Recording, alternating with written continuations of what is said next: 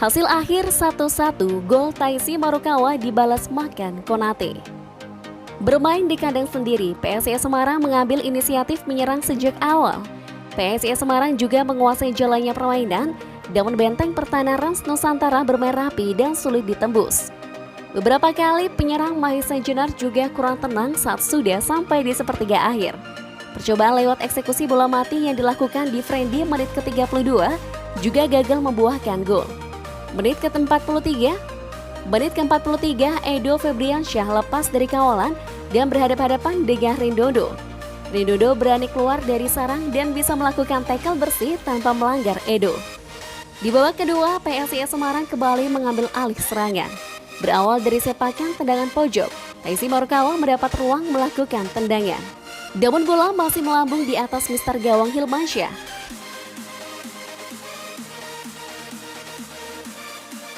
Menit ke-57, Octavianus yang mendapatkan umpan matang dari Heri Nur juga mendapatkan kesempatan menembak dari jarak dekat.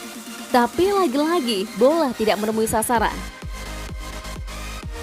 Menit ke-60, publik Mahesa Jenar bersorak kegirangan setelah sundulan Dewangga yang memanfaatkan umpan bola mati dari Friendly masuk ke gawang Rans Nusantara. Namun wasit menganulir gol tersebut karena Dewangga sudah terjebak offside. Menit ke-73 saat Octavianus dilanggar di kotak penalti. Taisi Marukawa yang maju sebagai eksekutor sukses menjalankan tugasnya. Skor 1-0 untuk keunggulan PSIS Semarang. 10 menit kemudian, tim tamu menyamakan kedudukan lewat kaki bahkan Konate. Edo kembali menjadi petaka lini belakang PSIS Semarang. Pemain muda The Phoenix ini mampu melakukan manuver tipuan dan memberikan umpan matang kepada Konate yang tidak dikawal. Skor imbang 1-1 setelah kedua tim bermain dengan tensi tinggi.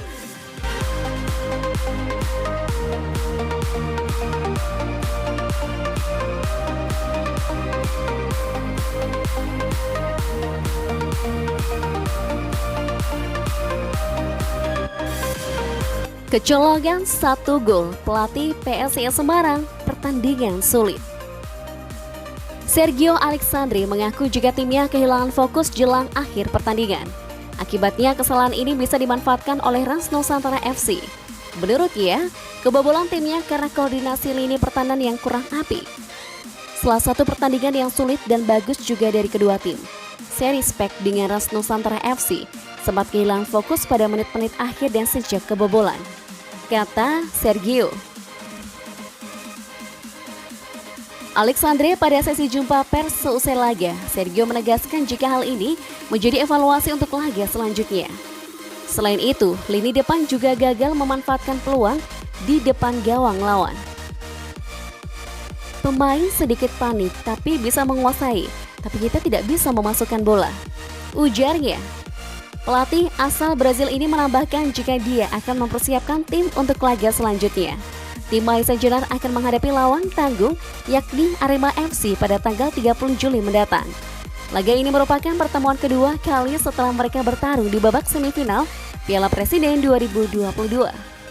Sekarang fokus kita adalah mempersiapkan diri untuk laga selanjutnya. Tetap tenang dan kita akan mempersiapkan dengan baik, ujarnya.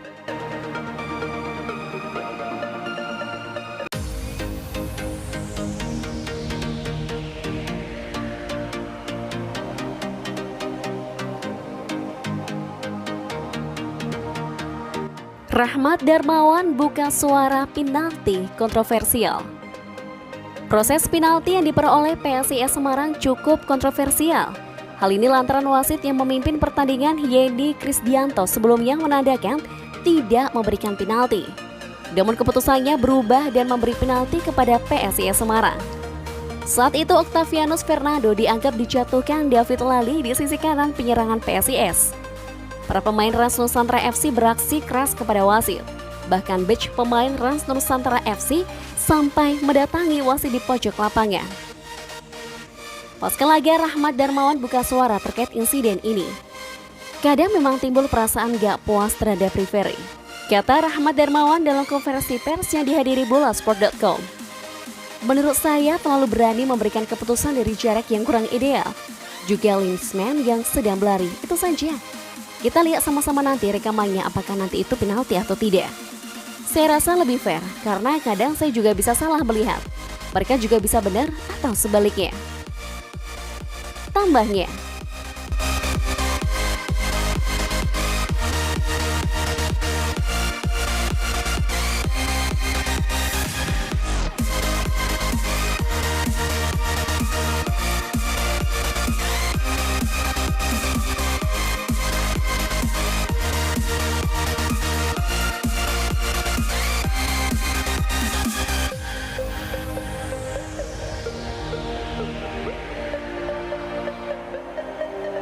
penjualan tiket palsu PSIS versus Rans FC terbongkar di Stadion Jatidiri, Semarang.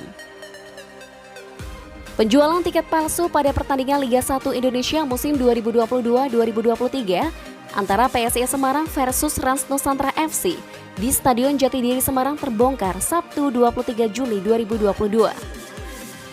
Petugas gabungan yang terdiri dari panitia pelaksana pertandingan PSIS Semarang bersama kepolisian mengamankan 2 orang yang diduga sebagai penjual tiket palsu tersebut. Dikatakan Ketua Panitia Pelaksana Pertandingan PSIS Semarang Danur Rizprianto, terduga pelaku diserahkan ke petugas kepolisian. Karena masuk ranah hukum, selanjutnya kami serahkan ke Polsek Gajah Mungkur. Ujar Danur seperti dikutip dari Antara Sabtu 23 Juli. Petugas gabung pun melakukan penyisiran untuk mencapai titik penjual tiket pertandingan yang dipalsukan tersebut. Danur mengatakan barang bukti yang diperoleh diketahui mempunyai kemiripan bentuk maupun warna yang membedakan hanya jenis kertas bahan bakunya. Hampir mirip, kalau tidak teliti akan tidak ketahuan, katanya. Danur berharap pihak berwenang mengusut tuntas hingga tempat asal pencetakan tiket palsu tersebut.